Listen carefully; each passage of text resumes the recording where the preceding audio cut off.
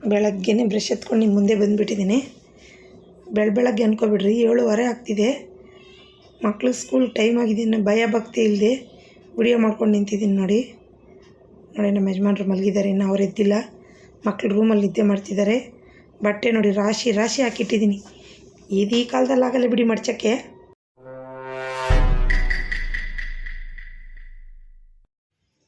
ಇವತ್ತು ಮಕ್ಕಳಿಗೆ ಲಂಚ್ಗೆ ಅನ್ನ, ಮುಲ್ಲಂಗಿ ಪಲ್ಯ,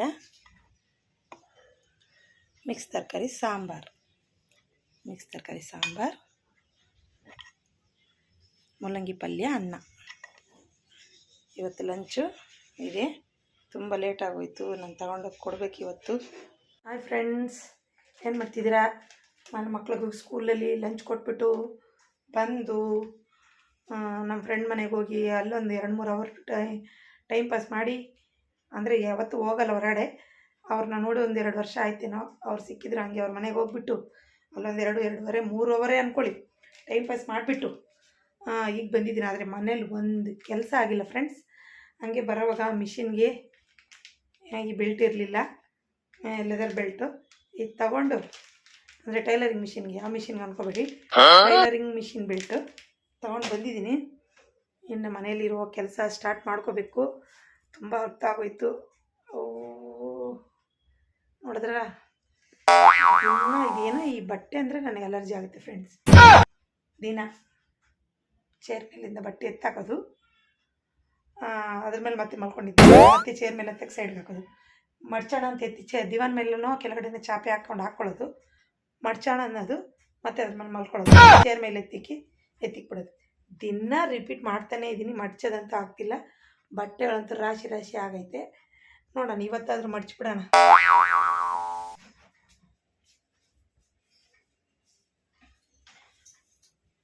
ಆವಾಗಿಂದನೂ ಮಡಿಸ್ತಾನೇ ಇದ್ದೀನಿ. ಮಡಿಸ್ತಾ ಮಾತಾಡ್ತಾನೆ ಇದ್ದೆ ನೋಡಿ. ಇಷ್ಟು ಬಟ್ಟೆ ಮಡ್ಚಾಗೋರ್ಗು ಹೊರಗಡೆ ಏನೋ ಒಂದು ಜಗಳ ಸ್ಟಾರ್ಟ್ ಆಯಿತು. ಅಂದರೆ ಬರೀ ಸಂಸ್ಕೃತನೇ ಮಾತಾಡ್ತಿದ್ರು.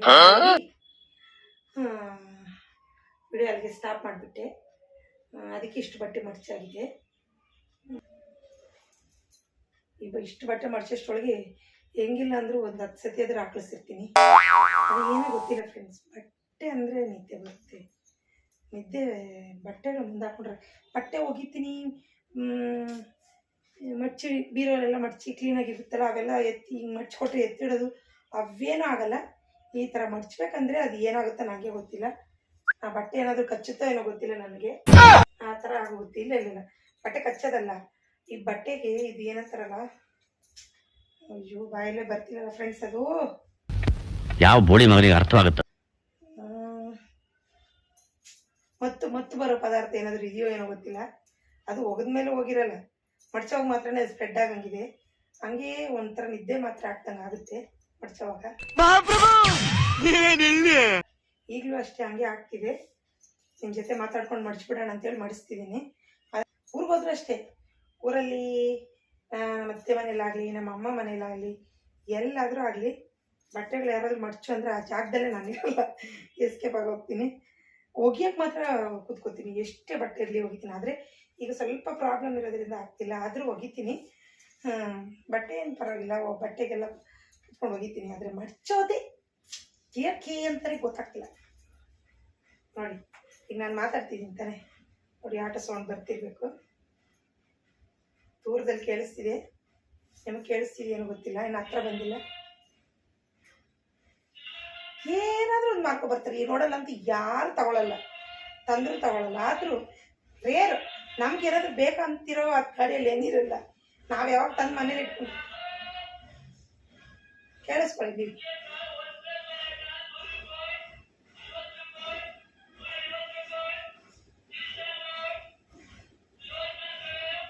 ಪಾತ್ರೆಗಳು ಬೇಕಾ?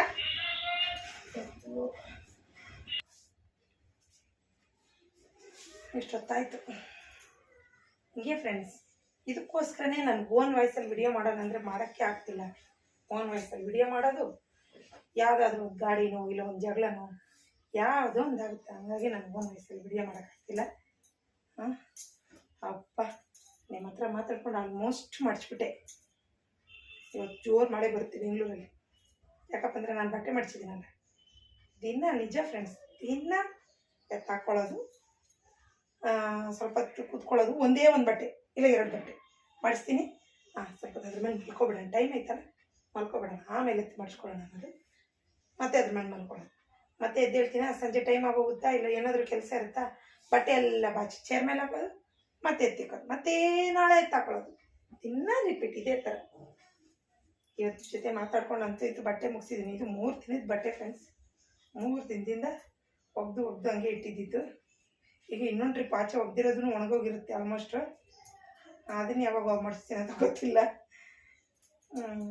ಅಮಾವಾಸ್ಯೆಗೂ ಹುಣ್ಣಿಮೆಗೂ ಮಡ್ಚೋ ಶಾಸ್ತ್ರ ನೋಡಿ ಮಡಿಸ್ದಂಗೆ ಐತೆ ನನ್ನ ಕತೆ. ಆದರೆ ಪರವಾಗಿಲ್ಲ, ಇದಾದ್ರೂ ಪರವಾಗಿಲ್ಲ ಫ್ರೆಂಡ್ಸ್. ಒಂದೊಂದು ಸತಿ ರಾಶಿ ಹಾಕ್ಕೊಬಿಟ್ಟಿರ್ತೀನಿ ಮಡ್ಚಷ್ಟು. ಅದೇ ನಂಗೆ ಅರ್ಥ ಆಗ್ತಿಲ್ಲ, ಸ್ವಲ್ಪ ಮಡ್ಚ್ಕೊಳ್ಳೋದು ಈಸಿ ತಾನೇ, ಅದು ಏನೋ ನನಗೆ ಅರ್ಥನೇ ಆಗ್ತಿಲ್ಲ. ಒಗೆಯೋದಂದರೆ ಕೇಳಿ ಬೇಕಾದ್ರೆ, ಒಗೆಯೋದಾದರೆ ಎಷ್ಟು ಬೇಕಾದರೂ ಒಗಿತೀನಿ. ಎಷ್ಟು ಬೇಕಾದ್ರೆ ಅಂದರೆ ಅವಾಗ ಒಗಿತಿದ್ದೆ. ಈಗ ಸ್ವಲ್ಪ ಹೆಲ್ತ್ ಪ್ರಾಬ್ಲಮ್ ಇರೋದ್ರಿಂದ, ಹೆಲ್ತ್ ಇಶ್ಯೂ ಇರೋದ್ರಿಂದ ಅದು ಇವಾಗ ಕಷ್ಟ ಆಗೋಗಿದೆ. ಆದರೆ ಒಗಿಬೇಕು ಅನ್ನೋದಕ್ಕೇನು ಈ ಥರ ಅನಿಸಲ್ಲ. ಇವಾಗ ಇದಕ್ಕೆಲ್ಲ ಅನಿಸ್ತೈತಲ್ಲ, ಬಿಡು ನಾಳೆ ಒಪ್ಕೊಳ್ಳೋಣ, ನಾಳಿದ್ದು ಒಗೆಯೋಣ, ಆ ಥರ ಅನಿಸಲ್ಲ. ಈ ಬಟ್ಟೆ ಮಡ್ಚಕ್ಕೆ ಮಾತ್ರ ಯಾಕೋ ಗೊತ್ತಿಲ್ಲ. ಮೇ ಬಿ ಎಲ್ಲರಿಗೂ ಡೆಸ್ಟ್ ಅಲರ್ಜಿ ಅದೆಲ್ಲ ಹೇಳ್ತಾರಲ್ಲ, ಒಬ್ಬೊಬ್ರಿಗೆ ಏನಾದ್ರು ತರಕಾರಿ ತಿಂದರೆ ಅಲರ್ಜಿ ಅಂತ. ನನಗೆ ಈ ಬಟ್ಟೆ ಮಡ್ಚೋದ್ರಲ್ಲಿ ಅಲರ್ಜಿ ಅನಿಸುತ್ತೆ. ದೇವರು ನನಗೆ ಈ ಥರ ಒಂದು ವರ ಕೊಟ್ಟಿದ್ದಾರೆ.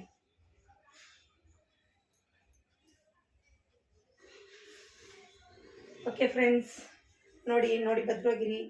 ನಂದು ಬಟ್ಟೆ ಎಲ್ಲ ಮಡ್ಚಾಯಿತು, ಇನ್ನೆಲ್ಲ ಬೀರುವಲ್ಲಿ ತೆಗ್ದಿಕ್ಬಿಡ್ತೀನಿ. ತೆಗ್ದಿಕ್ಬಿಟ್ಟು ದಿನಕ್ಕೆ ಅವ್ರನ್ನ ನಾಯಿ ಕಿತ್ತಾಕ್ದಂಗಾಗಿದೆ ನೋಡಿ, ಹೆಂಗಾಗೋಗಿದೆ. ಓಕೆ ಫ್ರೆಂಡ್ಸ್, ಬಾಯ್. ಯಾವುದಾದ್ರೂ ಒಂದು ಸೌಂಡ್ ಬರ್ತಾ ಇರುತ್ತೆ, ನನ್ನ ವಾಯ್ಸ್ ಇನ್ನೂ ಕೇಳ್ತಿದೆಯಾ ಇಲ್ಲ ಅಂತ ಗೊತ್ತಿಲ್ಲ ನಿಮಗೆ. ನೋಡ್ಕೊಂಡು ಭದ್ರವಾಗಿರಿ. Bye friends. ಬೀರಲ್ಲಿ ಎತ್ತಿಕ್ಬಿಡ್ತೀನಿ ಮತ್ತೆ.